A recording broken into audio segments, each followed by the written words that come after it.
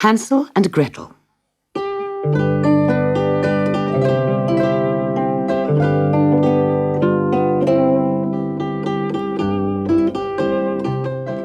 On the edge of a deep, dark forest lived a woodcutter and his two children, Hansel and Gretel. After his first wife died, the woodcutter married again, but the woman was unkind and felt no love for Hansel and Gretel. Every day the woodcutter went to the forest to chop wood. He worked very hard, but no matter how hard he worked, he got so little money for his wood that he just could not afford to feed his family. One night, when Hansel and Gretel were in bed, the woodcutter said to his wife, "How are we going to feed the children tomorrow? There's hardly any food left." "We can't afford to feed them," she said sharply. "We don't have any money. They're young and strong. They'll just have to find their own food. Tomorrow we'll take them into the middle of the forest and come back without them. We'll just have to leave them there." The woodcutter threw up his hands in horror. "My children, left all alone in the forest. They might be eaten by bears." "Well, I can't feed them any more. They'll have to go," his wife said angrily. The woodcutter argued for a long time with his wife, but she was such a hard, frightening woman when she was angry that in the end he agreed to her plan. Upstairs, the children were woken by the quarrel, and they listened as their stepmother repeated her plan to abandon them in the forest. Gretel began to cry, but Hansel whispered, "Don't worry, I have a plan too." Later that night, when everyone was asleep, Hansel crept downstairs, quietly opened the kitchen door, and went out into the garden. There, against the dark earth of the flower beds, hundreds of white pebbles shone brightly in the moonlight. Hansel quickly filled his pockets with pebbles and crept back to bed.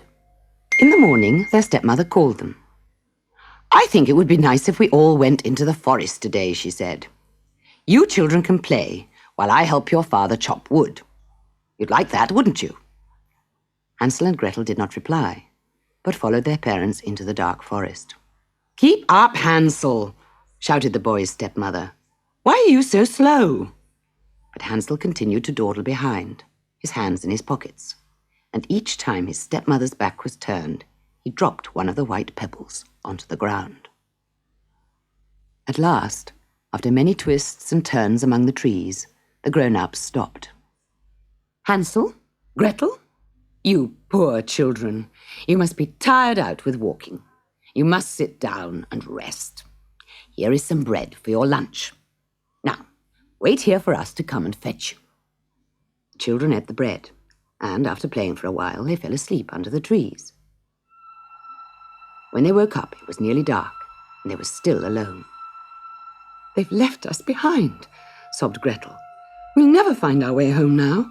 We'll both be eaten by bears." But Hansel pointed to his trail of pebbles shining in the moonlight. He took Gretel's hand, and together they followed the trail of white pebbles all the way home. When they knocked on the cottage door, their father opened the door and hugged them tight because he was so delighted that his wife's cruel trick had gone wrong. But their stepmother only glared at them angrily, packed them off to bed. "It's no good looking so pleased," she said to the woodcutter. "Tomorrow we must lose them in the forest and make sure they don't find their way home." Upstairs, the children were still awake, and they overheard their stepmother's unkind words. Hansel lay quietly in his bed until everyone was asleep, and then he crept downstairs to collect more pebbles. But the door was locked. Poor Hansel.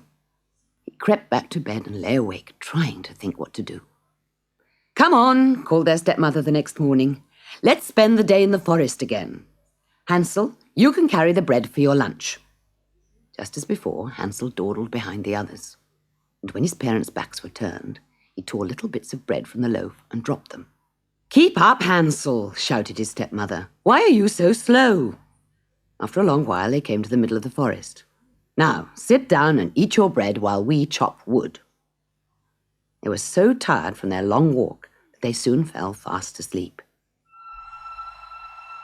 When they woke up, it was very dark, and they were all alone. This time, Gretel did not cry. "Where's the trail, Hansel?" she asked. "How did you mark the path this time?" "With breadcrumbs." But where are they? I can't see any. And although they searched and searched, they could not find any of the crumbs Hansel had dropped. The birds had eaten them all. In the heart of the dark forest, Hansel and Gretel clung to each other. Soon a hard frost formed on the forest floor. They huddled together at the foot of a tree, and the birds watched them from overhead. "We ate the boy's trail of crumbs," they sang sadly. "We didn't know what it was. The children are cold because of us." The birds dropped a quilt of leaves down onto Hansel and Gretel, sleeping under the tree, to protect them against the cold. In the morning, Hansel and Gretel wandered through the forest until they came to a grassy clearing among the trees. They stared in amazement, for there stood a wonderful house made entirely of lovely food. It had gingerbread walls and windows of sugar and a chocolate roof. It looked and smelled like Easter and Christmas rolled into one.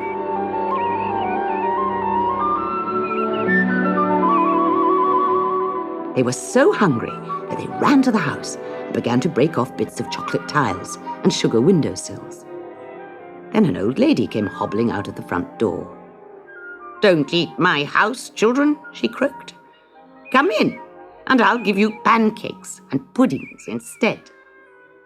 So they followed her inside and told her that they were lost and could not find their way home. Before they could finish, the old woman set down in front of them 2 steaming pancakes, oozing with fruit and cream. "Thank you so much," said Hansel at last, wiping his mouth.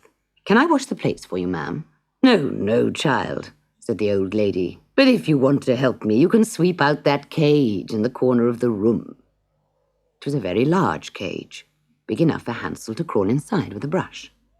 Suddenly, the door clanged behind him, and the old woman shrieked with delight. "Gotcha! A witch! A witch! That's what I am! My gingerbread house is a trap. And who do you think I catch in my trap, eh? Children! Ha ha ha ha ha!"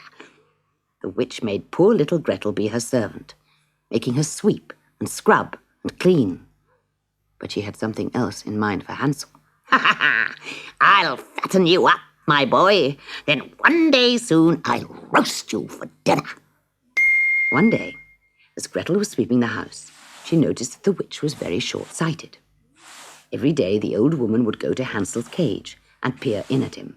"Poke your finger through the bars, lad," she would say, and she would feel Hansel's finger to see if he was getting fat. A few days later, Gretel crept to the cage and whispered her plan to her brother. So, when the witch told him to poke his finger through the bars, he stuck a chicken bone through instead and let her feel that. Too thin, she snapped. "You'll never be fat enough to roast. I'll have to turn you into soup instead." The next day, the old witch said to Gretel, "Heat a big pan of water on the stove so that I can cook your brother. I want it very, very hot. Do you hear? So put lots of logs in the fire." "The stove is ready," said Gretel after a while, "but I don't know if it's hot enough for you." "Stupid girl!" snapped the witch. "Do I have to do everything myself?" She hobbled over to the stove and bent down to look inside. Quick as a flash, Gretel gave her a push, tumbled her into the stove and slammed the door shut. There was a puff of purple smoke. But Gretel was too busy unlocking Hansel's cage and setting him free to see. "Let's get out of this horrible forest," she cried, "and never come back." "Wait a second," said Hansel. "We can't go home empty-handed. Father hasn't enough food to feed us. We must take something with us." So they made a sledge out of the chocolate roof of the gingerbread house, and they broke up its gingerbread walls and loaded them onto the sledge, along with the sugar-spun windows, candy twist banisters, and marshmallow chairs. Then they pulled the sledge through the forest until at last they found the path leading home. As the woodcutter's house came into view, they could see their father standing in the doorway. His unkind wife had run away with a rich timber merchant, and he was left feeling very lonely without his children. When he saw Hansel and Gretel, he was overjoyed and hugged and kissed them. They all took the chocolate sledge into the town and sold sweets to every family that lived there. and they took home so much money that none of them ever went hungry again.